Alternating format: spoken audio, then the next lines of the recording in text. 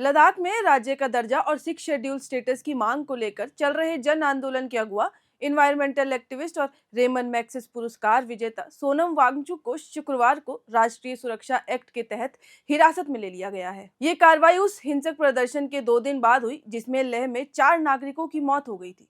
इस प्रोटेस्ट में सोनम वांगचुक के साथ उनके और सपोर्टर और लेह के लोकल्स भी पूरे 24 घंटों तक उनके साथ ही थे। वहीं कारगिल में भी लद्दाख के 2 मेजर टाउन्स में भी भारतीय न्याय संहिता के तहत धारा 163 लागू कर दी गई है। इसके अनुसार एक समय पर एक साथ 4 लोगों से ज्यादा पाए जाने पर उन्हें गिरफ्तार कर लिया जाएगा और ये सब सोनम वांगचुक के गिरफ्तारी के बाद हुआ है। और इसके कारण अब वहां के मेन मार्केट के शॉपकीपर्स ने अपनी दुकानों पर ताले लगा दिए हैं और वहां पे लोगों का दिखना भी अब कम हो गया है। और अब लेह में इंटरनेट सेवाएं भी बंद कर दी गई हैं और कर्फ्यू लगातार दूसरे दिन तक भी जारी रहा। वांगचुक को लेह के डीजीपी एसडी जमवाल ने के नेतृत्व में गिरफ्तार किया गया और अब उन्हें लद्दाख से बाहर ले जाने की बात सामने आई है और मिली जानकारी के अनुसार उन्हें अब जोधपुर शिफ्ट किया जा रहा है। उनकी पत्नी गीतांजलि अंगमो ने भी इस बात की पूरी पुष्टि की है। उन्होंने बताया कि उन्हें प्रेस कॉन्फ्रेंस से पहले पुलिस के साथ चलने को कहा गया था। जब उनकी प्रेस कॉन्फ्रेंस दोपहर लगभग 2-2:30 बजे के आसपास थी, पर बाद में जानकारी आती है कि प्रेस को संबोधित करने की अनुमति नहीं दी गई और उसे कैंसिल कर दिया गया है। आपको बता दूं, वांगचुक 15 दिन से भूख हड़ताल पर थे, जिसका उद्देश्य केंद्र सरकार और लद्दाखी प्रतिनिधियों के बीच बातचीत को फिर से शुरू करना था। और सिर्फ बातचीत ही नहीं बल्कि उस बातचीत के जरिए एक नतीजे पर पहुंचना था। लेकिन 24 सितंबर को यह हड़ताल एक प्रदर्शन हिंसक में तब्दील हो गई और प्रोटेस्टर्स, मुख्य रूप से बताऊं तो युवा प्रोटेस्टर्स के द्वारा बीजेपी कार्यालय और लद्दाख स्वायत्त पर्वतीय विकास परिषद के सचिवालय पर हमला कर दिया गया, जिसमें 4 लोगों की मौत हो गई और 90 लोग घायल हो गए। वांगचुक की भूख हड़ताल इसलिए भी थी ताकि वो लद्दाख के होम मिनिस्ट्री से बातचीत कर सके और अपनी मांग को उनके सामने रख सके। लेकिन इसका एकदम उल्टा होता है और इसके बाद वांगचुक को अपनी भूख हड़ताल समाप्त करनी पड़ती है और इसके बाद वो शांति की भी अपील करते हैं। जिसके बाद लेह एपेक्स बॉडी और लद्दाख बौद्ध संघ ने भी स्पष्ट किया कि वांगचुक का इस हिंसा से कोई लेना देना नहीं है। एलएबी के चेयरपर्सन चेरिंग दोरजो लाकरुक ने भी कहा कि ये कहना एकदम गलत होगा कि वांगचुक ने इस भीड़ को भड़काया है।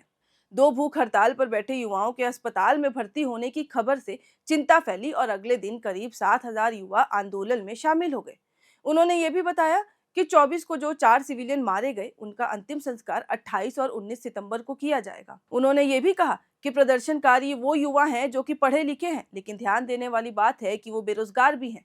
उन्होंने साथ ही साथ ये भी मेंशन किया कि बीजेपी के झंडे जलाए गए, ना कि राष्ट्रीय ध्वज। अंबेडकर की तस्वीर पहले हटाई गई और उसके बाद बीजेपी कार्यालय में आग लगाई गई।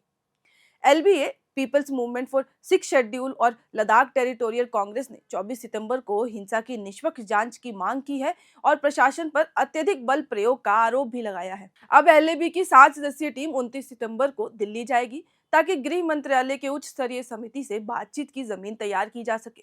लेह में अंतिम संस्कार की प्रक्रिया के चलते स्थानीय स्तर पर बातचीत फिलहाल संभव नहीं है क्योंकि वहां के लोग अभी आक्रोश में हैं। उन्होंने बताया कि वांगचुक की गिरफ्तारी को लेकर लद्दाख में धार्मिक, राजनीतिक और सामाजिक संगठनों में गहरा प्रभाव पड़ा है।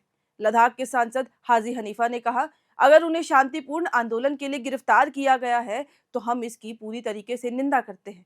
अब इसी में जम्मू कश्मीर के मुख्यमंत्री उमर अब्दुल्ला भी मुखर होकर सामने आए। उन्होंने ये कहा कि ये गिरफ्तारी दुर्भाग्यपूर्ण जरूर है, लेकिन चौंकाने वाली बात इसमें बिल्कुल नहीं है। इसमें सोचने की बात यह है कि केंद्र सरकार ने अपने वादे क्यों नहीं निभाए, ये समझना मुश्किल हो रहा है। कांग्रेस नेता जीए मीर ने भी इसे सम्मानित गांधीवादी कार्यकर्ता की अनुचित गिरफ्तारी बताया। वहीं पीडीपी की अध्यक्ष महबूबा मुफ्ती ने कहा कि ये एक ऐसा व्यक्ति है जिसने हमेशा शांति, विकास और सत्य की वकालत की है। उसे सिर्फ वादे निभाने की मांग पूरी करने की वजह से गिरफ्तार किया जा रहा है। आज लेह में इंटरनेट बंद है, कर्फ्यू लगा है और ये कोई पहली बार नहीं है क्योंकि ये वही अंधेरा है जो कश्मीर ने सालों तक झेला है। मुफ्ती ने सवाल उठाया कि आज के भारत में सच बोलने की काफी भारी कीमत चुकानी पड़ती है और अगर ऐसा नहीं है तो एक ऐसा इंसान जो कभी गलत नहीं करता है उसे कैसे गिरफ्तार किया जा रहा है, जो कि हमेशा शांति और नॉन वायलेंस के खिलाफ खड़ा रहा है। अब इस हिंसा के बाद लद्दाख में सन्नाटा पसरा हुआ है, प्रदर्शनकारियों के दिल में आग है। लेकिन देखना ये होगा कि 29 सितंबर को जो केंद्र के साथ बातचीत होने वाली है उसमें क्या फैसला लिया जाता है और इसको लेकर क्या नतीजा सामने आता है। उसके बाद जो भी होगा हम आपको अपडेट देते रहेंगे। अब आपको ये जानकारी कैसी लगी हमें कमेंट सेक्शन में जरूर बताएं और देखते रहें एयर नाउ।